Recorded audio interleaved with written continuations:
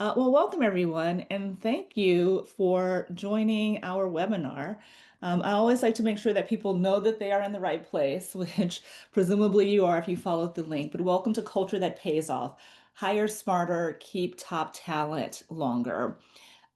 We are going to spend the next 45 minutes talking about culture and how we can, have intentional culture that actually pays off in our organizations. So I'm very, very excited to have a special guest with me. But before I do, just want to remind people that we will be doing Q&A at the end. You will have time to ask Lisa questions. We'll try to save about 10 minutes. There is a Q&A icon at the bottom of your screen that you can use to ask questions. You can also drop things in the chat. I have some of my colleagues here at WiseHire who will be manning both of those. And you can also use chat if you want to talk to other attendees here. We definitely sort of see this as a great opportunity to also connect with other people who are dealing with similar challenges and issues that all of you are. This will be recorded, so we'll be able to share this out with you and anyone else who's registered. So if you want to share this with others, you'll be able to do so. So that's a little bit of the housekeeping. I wanted to just do introductions. I feel like I'm on here all the time, but just to make sure there's always new folks. My name is Carmen Bryant. I'm the Vice President of Marketing here at WiseHire. I've just celebrated my 3-year anniversary here. I mentioned that I've, I sort of identified the space as HR tech. Before I was at WiseHire, I spent 6 years at Indeed leading US marketing there. So I've spent about a decade in HR tech, and it is absolutely one of my passions, thinking about the ways in which we can help organizations and employers and small businesses find amazing talent and sort of think about the heavy lifting of doing those matches for work. So it's been an amazing 3 years. It's been quite a journey. I think all of you on the call have probably also had your own journeys within the hiring sphere as well. But today we're going to be talking about culture, and we have an amazing guest that we'll be talking to. I'm going to read a little bit of her bio before we sort of hear from her directly. So Lisa Lombardo is the president of Ark Holdings Group. She started her career in fund development for nonprofits. From there, she launched a nonprofit consulting business and helped a number of organizations raise their single largest gifts at that time. And having been on nonprofit boards, I know that that is a very big deal. She's also coached nonprofit boards of directors, and then that evolved to including for-profit leadership teams.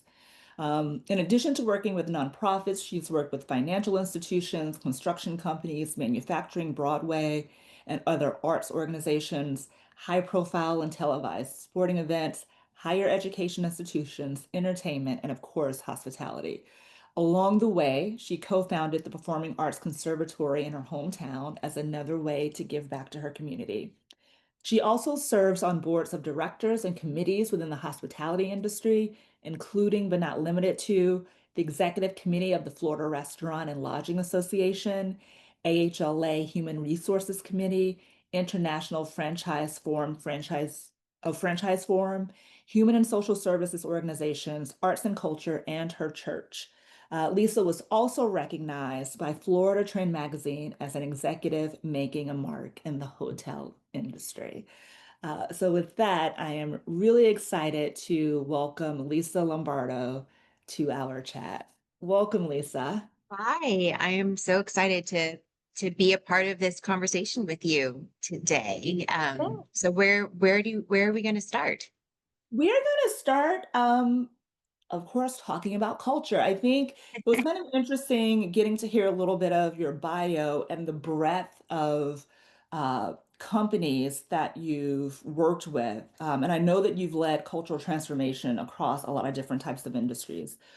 What's one lesson that you think is universal about how culture really shapes performance?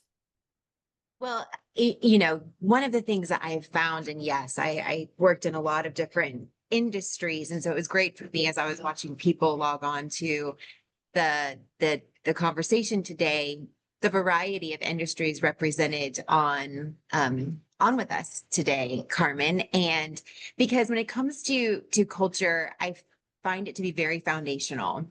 And you have a culture. To have a culture, it doesn't mean just, we're gonna put up a puzzle and a ping pong table and we feel like family, because then what about when you have a tough day? What happens when things aren't all hunky-dory? And so culture, it really needs to be programmed and defined and measured so that you can get to that honest, true, authentic engagement, which doesn't necessarily always mean everyone is saying all of the smiley, amazing, positive things. Being engaged means that you avoid that trend of the quiet quitter, because you'll have people who will give you feedback, pluses and minuses, up, down, bottom up, side to side, 360, who are truly engaged. And that's what truly leads to retention. And, when it comes to culture then affects your performance. And I think we'll get into that a little bit later. It affects your performance. But, performance is also kind of predicated by your culture. So I think those two things go hand in hand. And when you're just trying to get the most out of your people, but also be the most for your people, it's important that you lean into culture. And it's something that, as I was coming out of my nonprofit work and launching a consulting business, I stumbled upon it before it was, I think, a buzzword. And finding those boards and those companies that believed that establishing an intentional culture was going to be essential to their success. It wasn't going to be it's not culture eat strategy for breakfast. It's going to be culture was their strategy.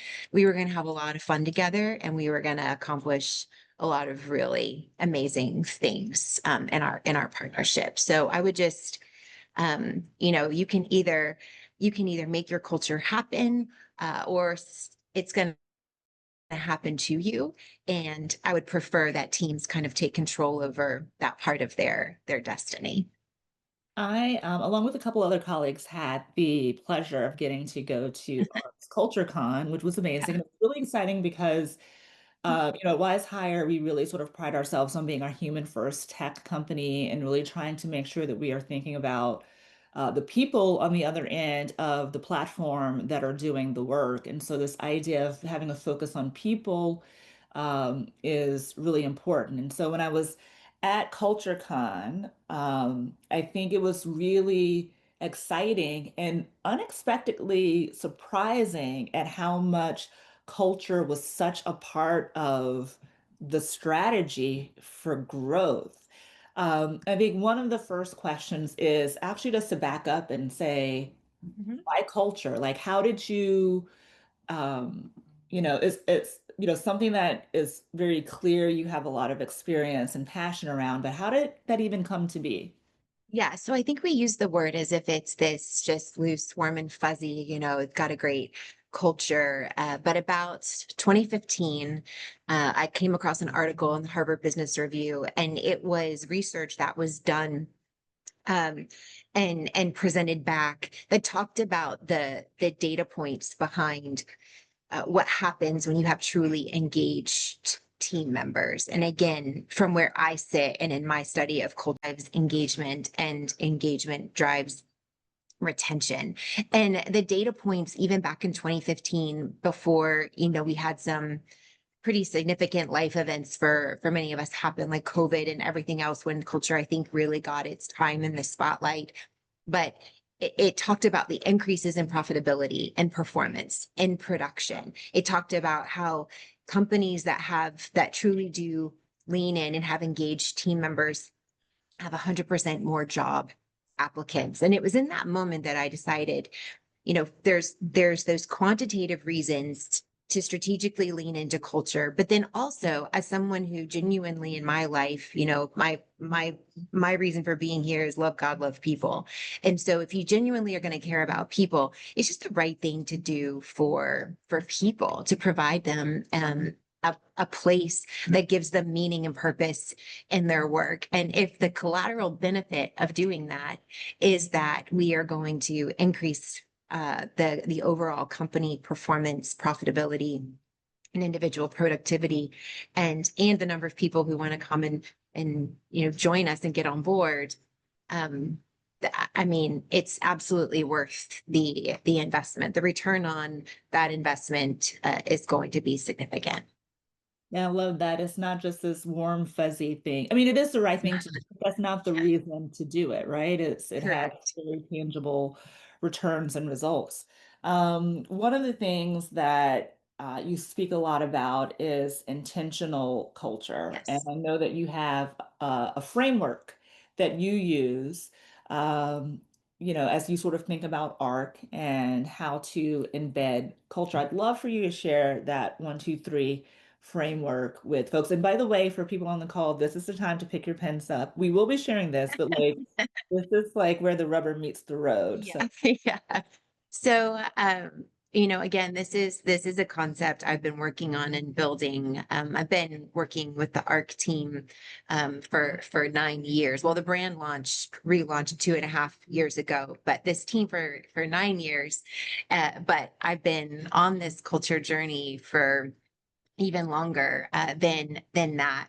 And so one of the things that I enjoy doing and going, and again, this isn't just within the hospitality space. This can work within any industry and any size team. Any size team. We have 2,000 team members. This can work if you have 5 team members. But if you're going to establish an intentional culture, the first thing you have to do is define what you want that culture to be. So we're going to talk through defining it, programming it, and measuring it. And defining it means, and I'm big on defining everything because I think a part of a healthy culture is that we all speak the same language. So we take culture to mean our shared beliefs. And at ARC, that comes down to everything that has to do with our vision, our mission, and our core values. We don't want those to just be very eloquently written words on a poster or on a website. We want them to be actionable. We want them to be things that absolutely live and breathe and are spoken within our organization. Our vision is to positively impact. You will hear people as they interact with one another saying, "Oh, that was great. That definitely positively impacted." Or let's make sure it doesn't adversely impact. But keeping things in that everyday language, that it's the language you speak within your organization. You'll also hear us talk about the significance of relationships, reputation, and returns, because that's a part of our mission. And our core values are time, learning, fun, and hospitality. And when we're doing something, we have a huddle that is 39 minutes long. Why 39 minutes long? Because we want to be specific and intentional about, we respect your time. And so when we start and when we end, it will be inside of those 39 minutes, because time, once you spend it, you don't get it back. We'll put something out there and say, because one of our core values is learning, we think this is important to do. But it also means that it gives our people a platform to build out and program within their own individual hotels how that is going to work for them. So the first thing you have to do is define it. What is it going to be based on for you? And I would say just keep it super simple. And if any of you have vision and mission statements that are more than like 7 words long, to like call me, because they need to be short and conversational and things that people can easily speak to on a regular basis if it's going to be what you live and breathe. So defining what your culture is going to be absolutely matters. Then step 2 is to program it. And, this is where sometimes, maybe you've gone to a conference or you've gone to a meeting or you've participated in one of these webinars with Wise Hire or others, and people spout out all these ideas of things that you can do that have to do with engagement and ways to get your people to lean in and really, really engage with what you're doing on the day to day. And you want to do all of it. It's like you have all this whole list of great ideas. And I always say we can't do everything, but we can do one thing. And programming your culture begins with taking what's that one thing that you can implement and do consistently. Consistently just becomes a part of the fabric of your organization, where people, like in our case, are like, "Oh, that's so ARC. Like, that's just so us." And I'll give you a few examples, but as I do this, know that these didn't all start 9 years ago. These are things that we started off and there might have been one thing we did, and then you ramp it, and how fun it is when you ramp it and then you find someone in your team who you're like, hey, how about you own this? And now you've just created a professional development opportunity. Why don't you own this? And then you can kind of go back and start something else that you want to implement and execute within your organization. And then that's how you can really start to scale your programming. A few ways when I say programming, what this means. I think the low hanging fruit is always, we're going to do birthdays and anniversaries and we're going to celebrate those kinds of things, which is great. But if we're going to come in and we're going to bring a cake in July and that's what we're going to do. And then the one time in September that you did July, yay, August, happy birthday, September, and it just went right into October. It is extremely impactful and hard to recover even from that small thing when we start something and then we miss it. It just kind of takes away from that authenticity. So you want to make sure it's something you can consistently do. One of the things that we have is bells.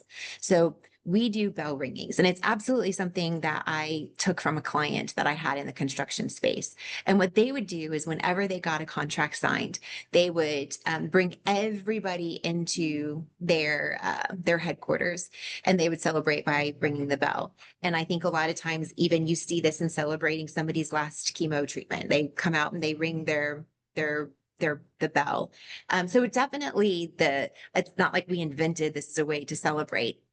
But in seeing that, I thought, gosh, coming out of COVID, how do we bring our people together in a way that we can all celebrate? So for Christmas one year, all of our GMs got these bells. We get them on Amazon. I mean, they're nothing fancy.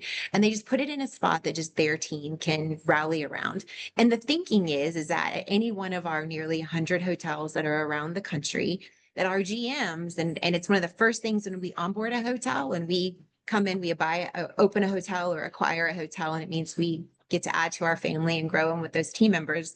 They get a bell day one, and their first bell ringing is that they're aboard Ark now, that they're a part of the Ark family. And they can use it for celebrating perfect sellouts. They can use it for celebrating anniversaries. They can use it for celebrating birthdays, whatever it might be. And then we kind of support and encourage the usage of that bell that we call ourselves a support team at the management company, which is what we are. But, I think some might be more accustomed to hearing like a corporate. So at the corporate office, but for us, we are the support crew. We have the third Friday of every month is dedicated to calling together our entire company so that we can celebrate the anniversaries of the hotels that have gone another year around the sun with us. And we have some hotels that have been with us for like 18 years, and we have some that have been with us and they're celebrating 1 year. But to hear our leadership tell stories about, when we first acquired that hotel and how far it's come, or the recognition they've received. And then to hear the GM talk about their team members who are usually right there in the room with them, standing in standing in their like staff area where they huddle up every morning, and hear those things said about them. It's pretty incredible. But these are things that we've scheduled and we do consistently, and they have it at the micro level, and then we support it at the macro level. And as a corporate entity on Fridays, we huddle. We've been huddling just like our team members are expected to at a hotel. They huddle every morning to talk about check-ins, check-outs, any special projects going on at the hotels. It's a significant part of our industry culture, really and truly. But we huddle as a corporate team every Friday at 10 a.m. That's the 10 a.m. to 10:39 a.m. meeting that we have.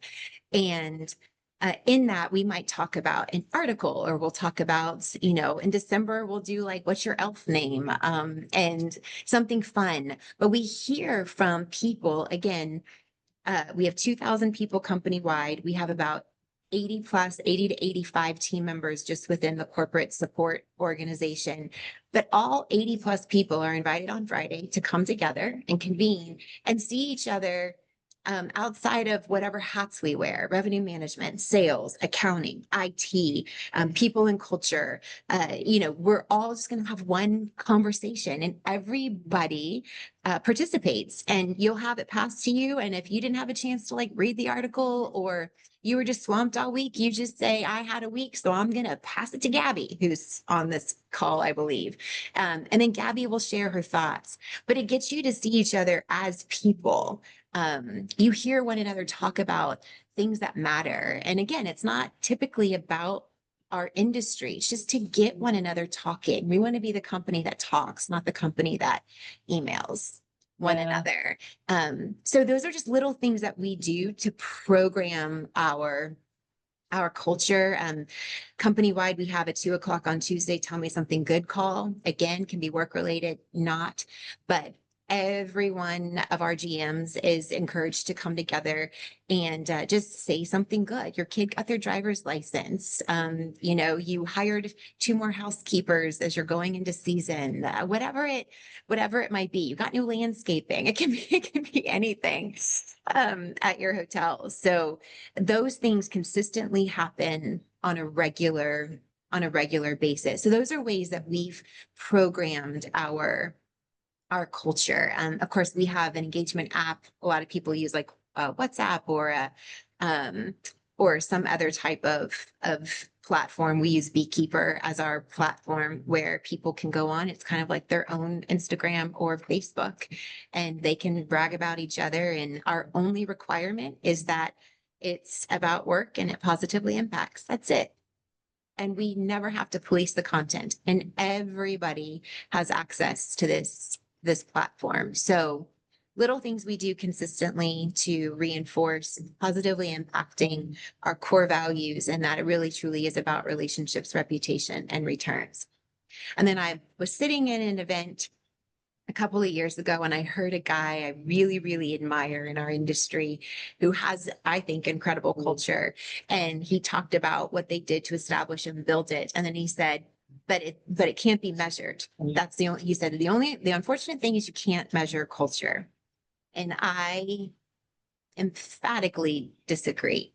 So like I shared with you, we have that tell us something good call or huddle every Tuesdays. Tell us something good. Our huddle is every Friday. If we go from having 50 participants on average to all of a sudden there's 40, now we're down to 32. The same people are consistently not showing up. What should we be doing as leaders within that organization? Maybe we need to check in. It's a very easy way to, in an informal way, have a bit of a wellness check on an ongoing basis for your organization, not just saving it for engagement survey time, which I'm a huge believer in. But these are ways that you're able to measure, because our people on a regular basis, for the things that are super light lift, are they showing up?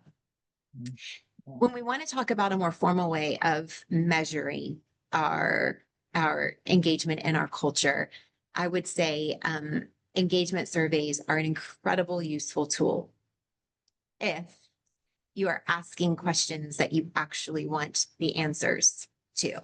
For instance, if we want to know that our supervisors have positive relationships, are engaged in providing feedback and coaching up their team members, or even just seeing them, we could say, like, I have a good relationship with my supervisor, and say strongly agree, disagree, what have you.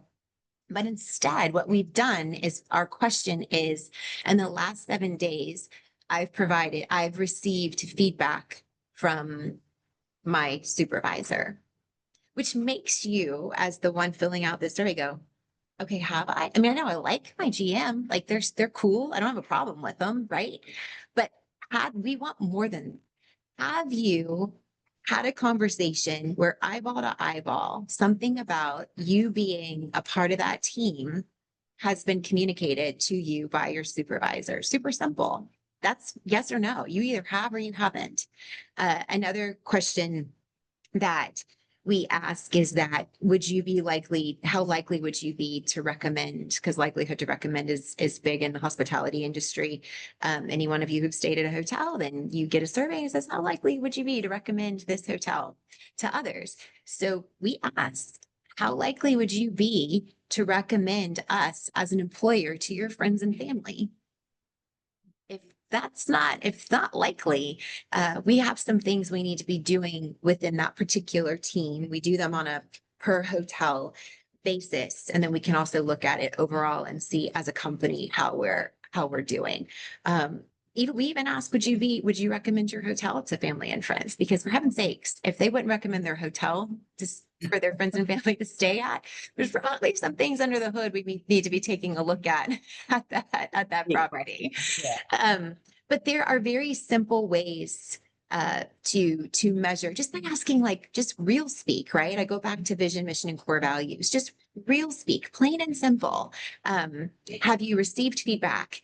We also have 2 times a year where our people should be sitting down and having conversations with their supervisors. One's a check-in, maybe some goals. We're tracking goals 6 months in, seeing if there's anything else going on, seeing what resources or support they might need, just to check in. And then at the second 6 months is their performance review. So one of the questions on our engagement survey is that in the past year, in the past 6 months, I've had an opportunity to learn and grow in my role.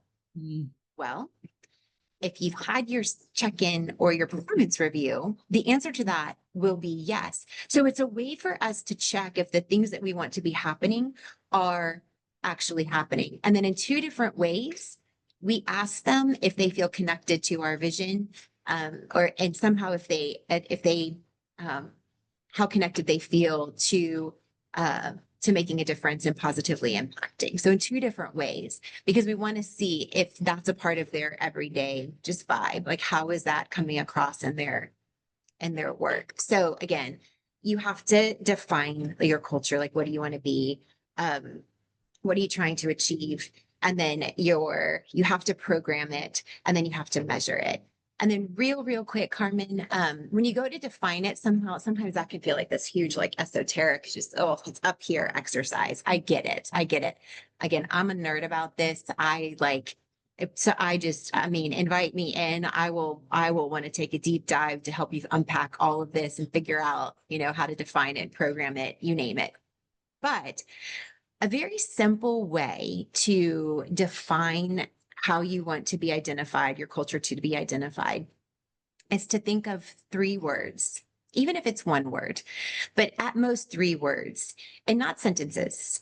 And it's not 3 sentences, just 3 words that if people were to describe your organization, what 3 words would you hope they would use?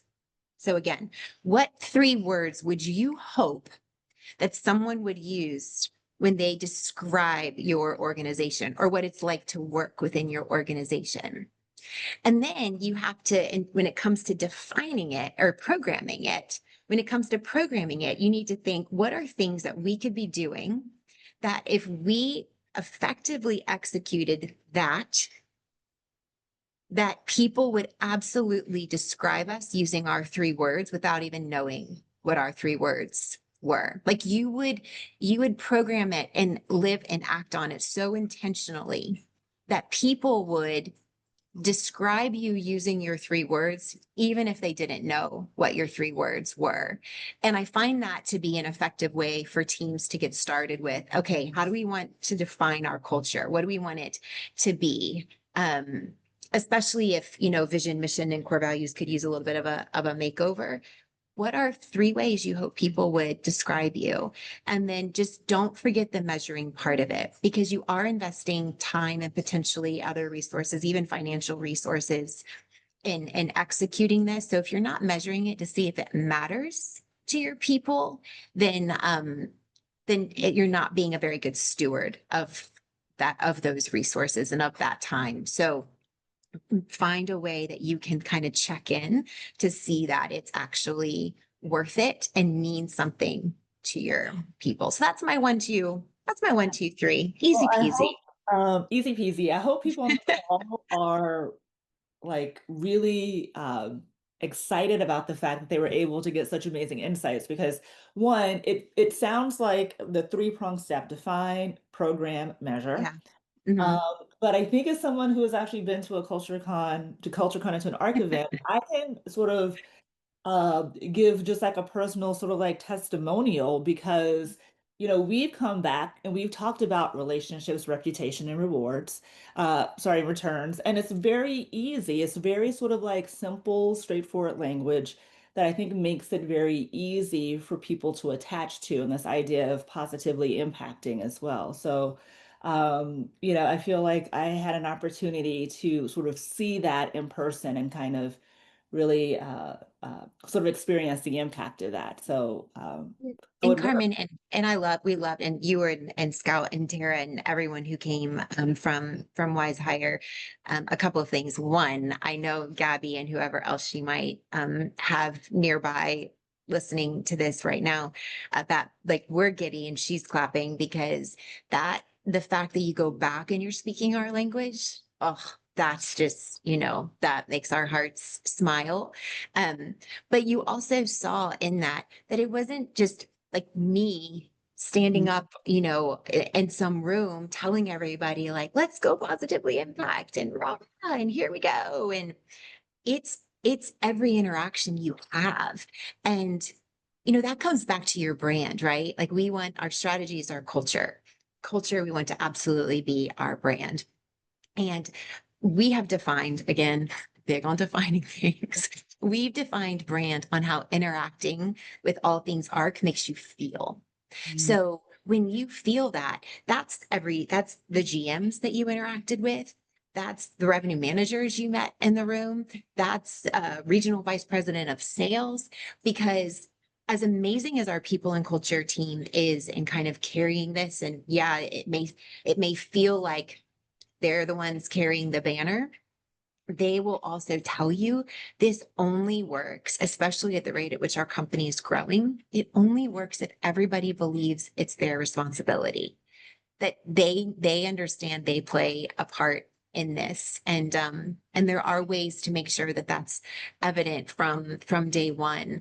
Uh, but again, it also, I think people, whether they realize it or not, look for meaning and purpose in how they spend their days, and what a gift and a blessing when it can be in your workplace. But it truly, everyone has to be the champion, and everyone has to want to be the guardian of a healthy culture, because it cannot just rest on the shoulders of the people on this webinar today. 100%. Yeah, it was amazing. So it's really, and that's why I thought it would be so great to have you here to talk to more folks about the work that you're doing. Obviously, I talked about sort of like HR tech and hiring, and I think culture is so important. Obviously, we see the real sort of like tangible returns that ARC is having, but we also know as folks that are helping people to hire that it also has an impact on retention as well. So I'm also curious to know how you think about culture when you're hiring, like, or how it plays a role in the hiring process for you. I'll give one very specific example. So it starts from it, and this has to do with the getting to the interview process. So think about it as like you have pre-boarding, then you have onboarding, and then you have your engagement. So in this pre-boarding stage of things, and Wise Hire definitely helps us to be able to do this in a way that fits our culture, is how does it, if you were to read your own job description, would you want to work for your organization? Or does it have 75 like must have this, must have this, must have this, this is required? I mean, would you want to work, if you read your job postings, would you want to work for your organization? I think that's a good gut check for all of us. We certainly did that. And it shifted a few years ago, the way that we posted positions and even what we put in our job descriptions for every single role within our company. So when you look at any role within our company, housekeeping, maintenance, front desk, whatever it might be, it always will say, and in keeping with our vision, mission, and core values, something along those lines. So then we get to this kind of really clutch moment in an interview process that allows us to absolutely 100% be in a position where we can ask, and I hope that everyone who interviews for a job is asked this question. But I also can appreciate things don't always get executed perfectly across the board, but super simple. We ask the question for that applicant to tell us a story about how they have positively impacted, Yeah. because it's our vision to positively impact. They're showing up for an interview or on the phone for an interview. And we're already asking and introducing people to our vision to positively impact. And in that question, it's so very telling, right? I think there's three possible responses to that. One is, this is amazing, and I can't wait to tell you all the ways that I have made a difference in people's lives and positively impact. And I love people, and this is it, and just whoa, right? That's great. They're going to be so happy working for a team at Ark if that's their reaction to this. There's also going to be that person who maybe we have the opportunity to further positively impact, because no one or not many people have ever assumed, especially without knowing them, assumed that they could possibly be a difference maker. Like nobody's ever said or expected that it was possible that maybe they have positively impacted. And so maybe they're a little taken aback by the question. We're big subscribers to the DISC behavioral style. So which, we can do through you all.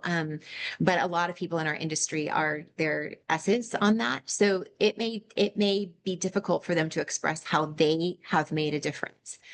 But okay, so then tell a story about how somebody has positively impacted you. The point of the question is just to connect people before day one with our vision to positively impact. That's it. Yeah. The third is, what does this have to do with me cleaning a parking lot and doing laundry and folding towels and stripping beds and cleaning toilets? And what does it have to do with that? This is, and they cross their arms and they want nothing to do with the question. We should probably not hire that person. Yeah. They're not going to be with us for long, either through their own self-selection to say not my tribe, or no, these people we need folks who are going to fit within that vibe, and that are going to appreciate that expectation, or just the belief that every single one of our people can be a difference maker. So that's our kind of pre-boarding example of how you can infuse your culture into things as a part of that hiring process. Your job descriptions in that interview, those are critical points in the life cycle of a team member. First of all, there's so many questions that are coming in, Oh, and okay. knew that this was going to happen because time just flies by. So I'm gonna start getting to some questions, but I had one more question that I wanted to make sure that I got an opportunity to ask you about. And when we were at CultureCon, you really sort of talked about this idea of as one. Yes. And I wanted you to share a little bit of that with the folks on the call. Like, what does that mean, and how does that play a role in your culture? And then we're going to start answering some of the great questions that folks have been asking us. Awesome. Oh, thank you for asking this question. Okay. So as one goes to, again, one of our mini mantras and the things that you'll hear so many of us say at ARC, and that is to assume good intent. Give people the benefit of the doubt, but assume good intent. And especially in an organization, like if you're talking about a hotel, and some people are in housekeeping, some people are front desk, some people are in laundry, and some people are night auditors. So they hardly ever interact with anyone except for the person that they're taking the baton from as they go into that overnight shift. At the support team level, at the corporate level, we are all over the place. We have three offices in 3 different states. We have people who live in our communications director. She lives in Pennsylvania. So does one of our VPs of sales. We have people in Texas, California. We're all over the place. Accounting in both Texas and Ocala. So we can't necessarily see each other doing the work every day. Again, when you think about programming and how we kind of work towards that sense of as one, why we huddle. Let's get together. Let's see each other. Let's realize we're a part of something bigger. But the as one comes from an 8-person crew. And when you have somebody, we love Boys in the Boat. Seriously, go to our YouTube page or go to our LinkedIn and find our kickoff video that we did and put together, and you'll see a lot of what this means and just sort of the energy behind it. But when you're in 8-person crew, the gist of it is, yeah, we've all got to be rowing in sync. We've got to be, forward, back, and rowing. We've got to be perfectly in sync in order to be efficient and move forward. But then the nuance to it, when you read about an 8-man crew, is that every position from 1 through 8 in that boat serves a different purpose. So you can correlate that to like your company or to your team, how you do have sales, accounting, IT, revenue management, people and culture. You have all of these different who have different strengths, and that dictates where they're going to sit in the boat. So they're not all just copy and paste. We're going to row forward and back. That's not it. In addition to that, you can only see the back of the head of the person in front of you. That's it.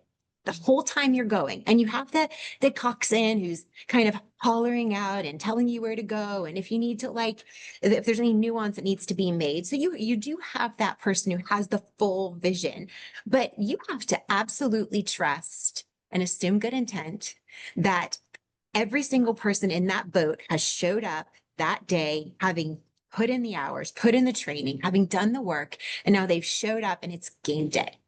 And we're all going to get in this boat and do our darndest to row together.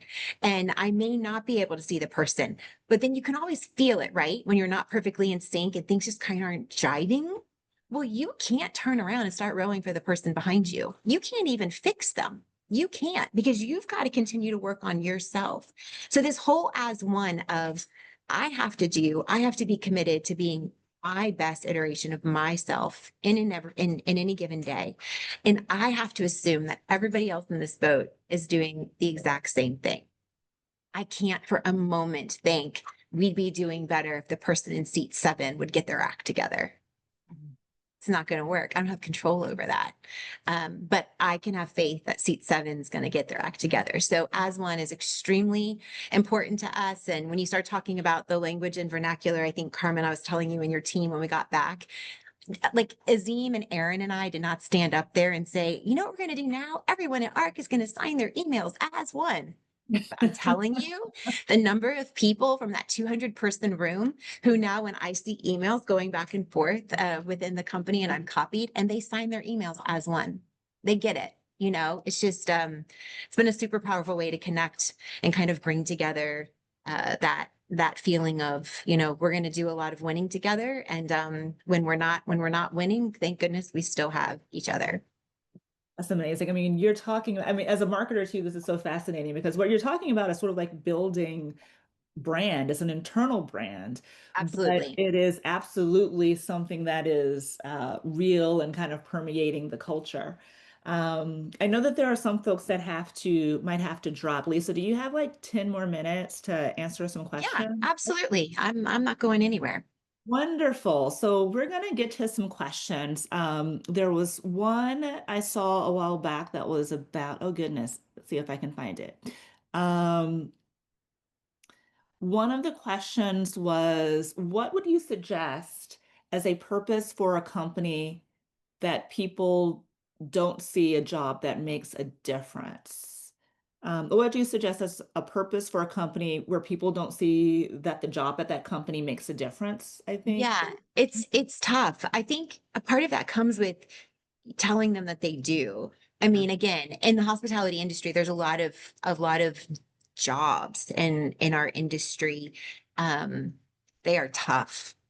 I mean, they are tough, and we've spent even prior to my being there, I walked into a place that absolutely loved and put their people first. And then part of making it that intentional culture was showing up on property and letting them know, in the big picture, this is what you're a part of. And when people, and I think maybe if they have a job within your company that you would find hard to connect purpose. And again, remember, I've got people picking up cigarette butts in the parking lot. I do it too. Right. And so like Gabby, who's on here, she's our VP of people and culture. If she were to show up to a property and she saw trash in she's picking it up, right? But but it can be hard for some folks in those roles, if it's not a part of your culture, to believe that their work matters. But when you paint the picture of, we're creating a place that is clean, that is friendly, that is safe, because when folks stop at hotels, it's because they're doing life. They're on the road, they're away from their family, or just traveling, and on their own, and all that comes with that. They're there for a wedding, they're there for a funeral, a loved one is sick. So Mm, if you can connect it to the end user and what's happening, it's very hard to think, yeah, I'm just folding washcloths and putting them on it by a sink. But I don't believe that for a second. I don't. And it actually changes the way am a guest at hotels, quite frankly, since I've entered this industry. I think I like try to clean the room before I leave now, because I think I'm trying to make everybody's life easier. Um, the care that you put that washcloth and roll it in the what have you, or do the cool little thing, with the toilet paper. I don't even, but those little things that you're doing, a person who's coming in there is having some sort of day.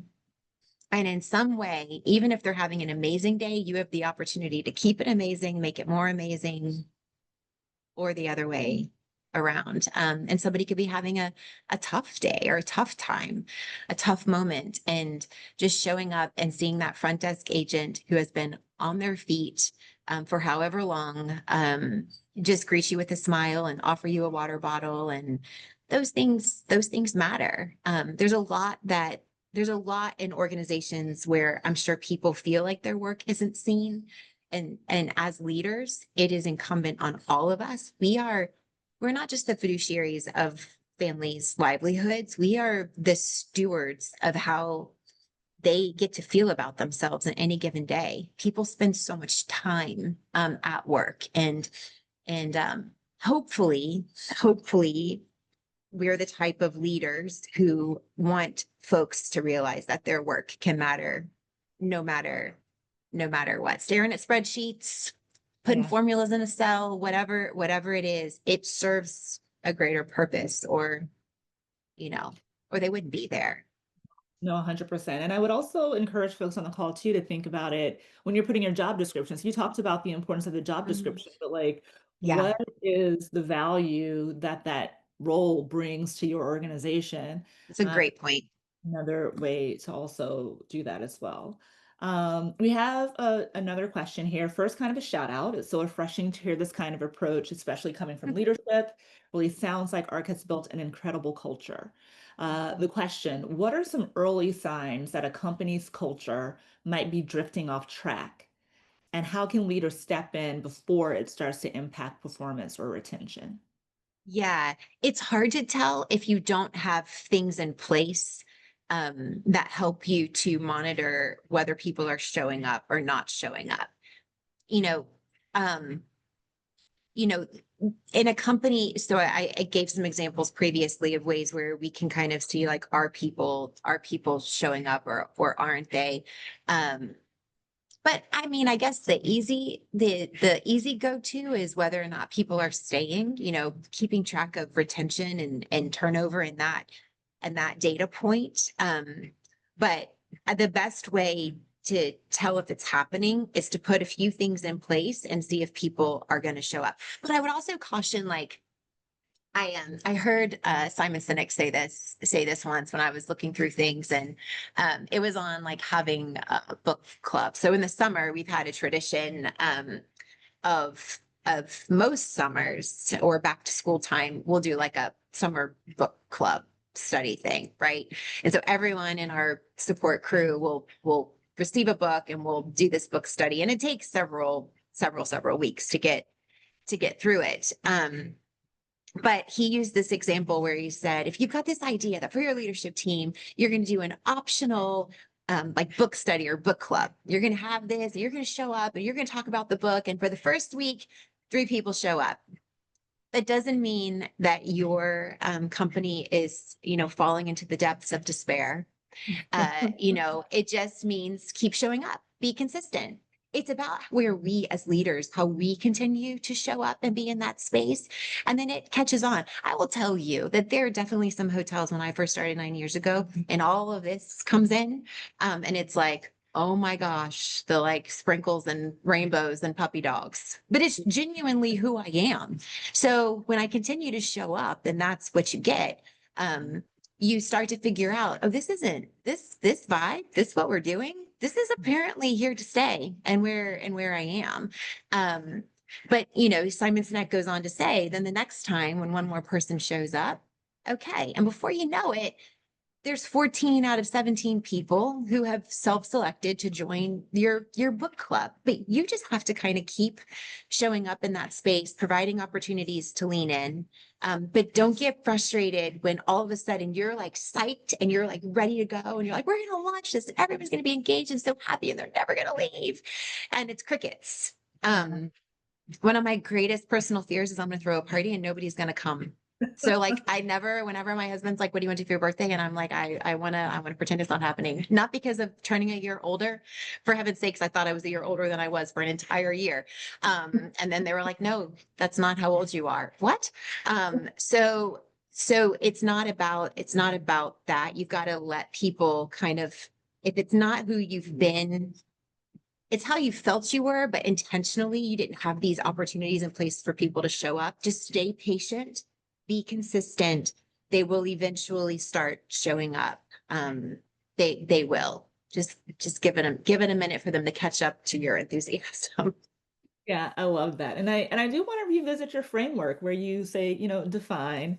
And I think, I again am very impressed with the precision and specificity of the word choice that you all have sort of like selected there. And then the programming, because, you know, sort of like having and in like being able to see just the folks who are showing up on the calls week to week and that ending up being engaged for some of this, I think is also really a good way to think about measuring culture Yeah, also. Gabby and team, they have every Thursday at 3 o'clock. They do like a typically for our GMs a training at 3. So that's falls in line with learning. But again, it's also a time where people come together, not just within, not just like the Holiday Inn Express people or the Marriott people or the Hampton Inn people, but all GMs who are learning something about workers' comp. They're learning things about how to file if there's, an incident at a property. They are learning about how to figure out if they need to do a wage comparison for a market wage comparison. How do they do that with Wise Hire? They have these trainings that again specific start and time, being respectful of time.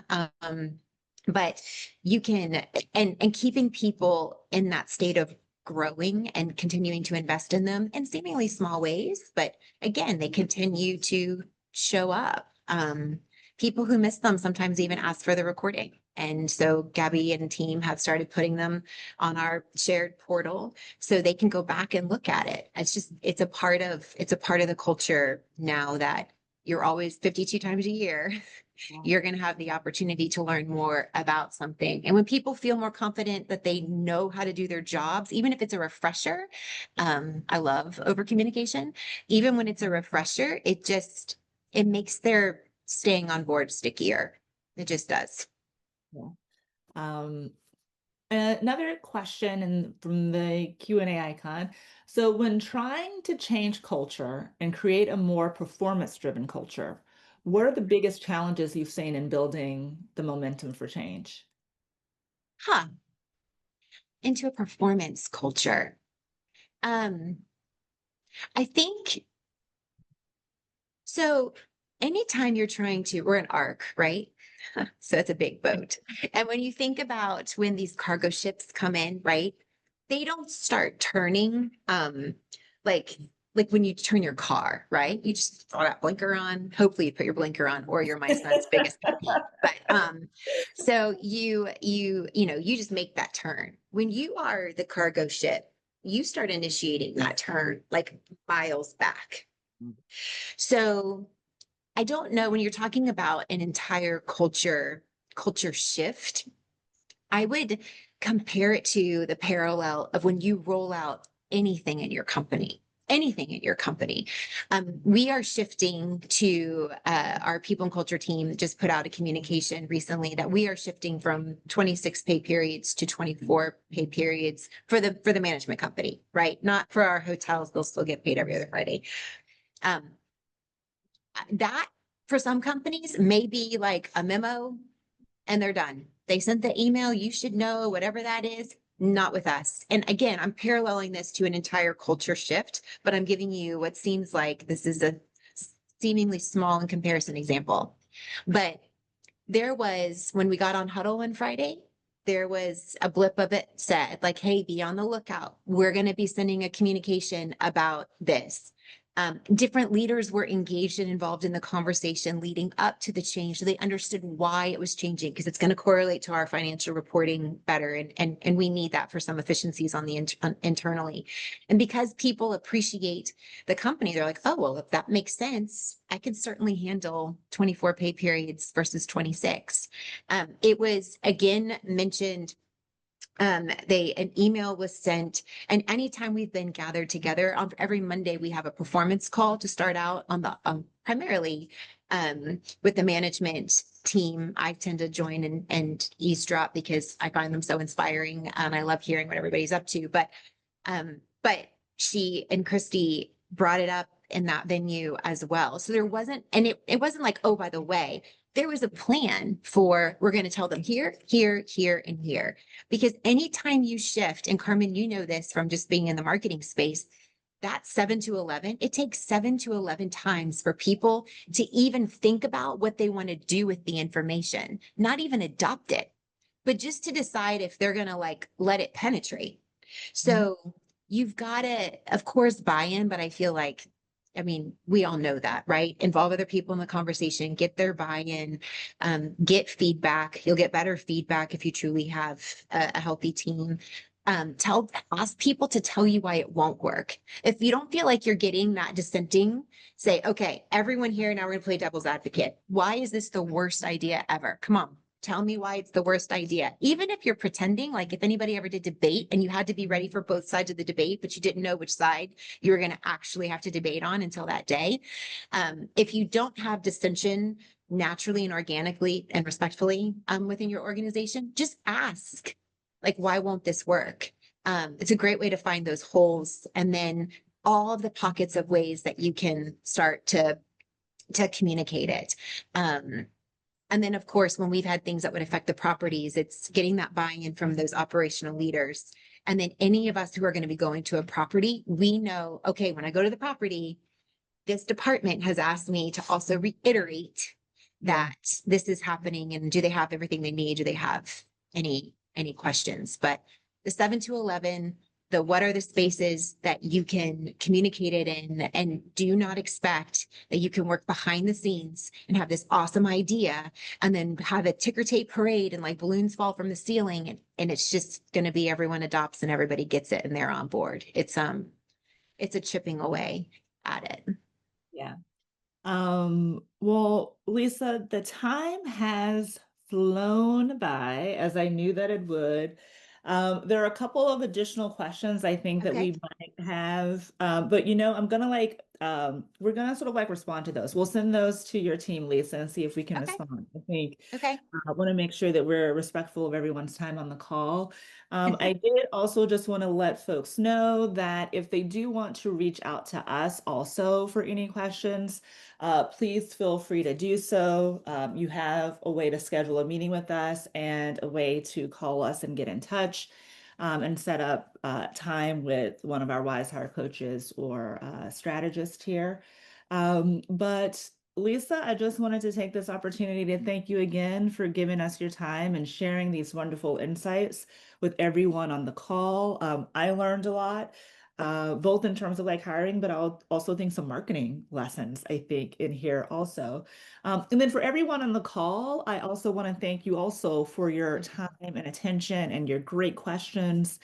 We've saved your chat, we've saved the Q&A doc. So if there's anything in there that we missed, we will get back to you. So thanks again, everyone. Have a great rest of your day. Lisa, safe travels, and hopefully I'll get to join one of your properties soon. We had a good time at the DoubleTree down in Florida. So Yeah. Well, thank you. And thank you, Wise Hire. Thank you for doing this. Thank you for the conversation. And thank you how you take care of our team. I know that Tammy, that Jean and Gabby and Christy and Kara and soon to be Tammy, all appreciate very much what it is that you do, you and your team do for us. And I think it's great that you provided the space for this today. And thanks for everyone who listened. Like great questions. Definitely find us and we'll keep up the combo. yes, we will. Thank you so much. Have a great rest of your day, everyone. Thanks so much.